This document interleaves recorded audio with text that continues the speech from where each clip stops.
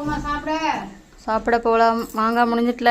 மாங்காய் முடிஞ்சிட்டு. இந்த மாங்காய் ஃபுல்லாக எதுக்குன்னு பார்த்தீங்கன்னா சாம்பார் மாங்காய். சாம்பார் மாங்காய் இப்போ நல்லா நீ கொண்டு போய் நம்ம வெயிலில் மாடியில் மொட்டை மாடியில் கொட்டி மதங்க போட்டுருவோம். நாளைக்கு காலையிலேயே அவிச்சு போட்டுருவோம். அவிச்சு போட்டோம்னா ஒரு 15 நாள் காயுது. நான் ஒரு 15 நாளைக்கு முன்னாடி மாங்காய் முட்டையை காமிச்சிருப்பேன் உங்களுக்கு. அது நேற்று தாங்க ரெடி ஆகிட்டு இன்னைக்கு தான் அது வெட்டி போடணும்.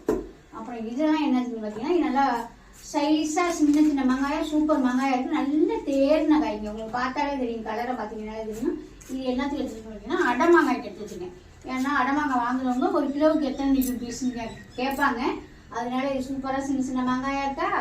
அதனால இந்த மாதிரி நல்லா மாங்காயை கொட்டி கழுவிட்டு இந்த மாதிரி அரிஞ்சு நல்லா சென்டரில் 2 பக்கம் உப்பள்ளி வச்சு, இதுக்கு எந்த அளவுக்கு உப்பு கொடுத்தோ அந்த அளவுக்கு உப்பள்ளி வச்சு ஒரு 2 மணி நாளைக்கு ஊற வச்சு ரெகுலராக எடுத்து வெயிலில் வச்சு உப்பில் போட்டு வெயிலில் வச்சு உப்பில் போட்டு இது ஒரு 15 நாள் 20 நாள், இது ஒரு 15 நாள் எடுத்துக்கிட்டா இது ஒரு 20 நாள் எடுத்துக்கோங்க. இன்னும் இல்லைங்க 15-20 நாளைக்கு முன்னாடி மாங்காய் பார்த்தீங்கன்னா இந்த பாருங்க, இந்த மாங்காய் தான் எந்த அளவுக்கு காய்ஞ்சிட்டு பார்த்தீங்களா.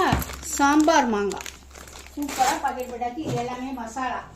அப்புறம் எந்த ஒரு கை போகுது, லண்டனா அமெரிக்காவான்னு தெரில. லண்டனா அமெரிக்கா நம்ம தான் போகல. நம்ம செய்கிற பலகாரங்கள் லண்டன் அமெரிக்காலாம் போயிட்டு இருக்கு.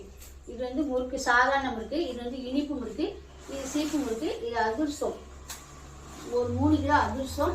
அப்புறம் இது வந்து தட்டை, இது சீப்பு முறுக்கு தான். 2-3 பாக்கெட் வேறு போட்டாச்சு.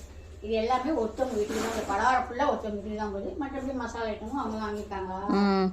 அவ்வளோதாங்க இப்போ இன்னைக்கு வேலை. காலையிலேருந்து இதாங்க நம்ம இன்னைக்கு வேலை. இப்போ வாங்க போய் சாப்பிடலாம். என்ன சாப்பாடுனா நேற்று வச்ச மீன் குழம்பு தான். அப்புறம் ஏதாவது முட்டை கிட்ட பொறிச்சிக்கிட்டு சாப்பிட்டுக்கணும். பாய்.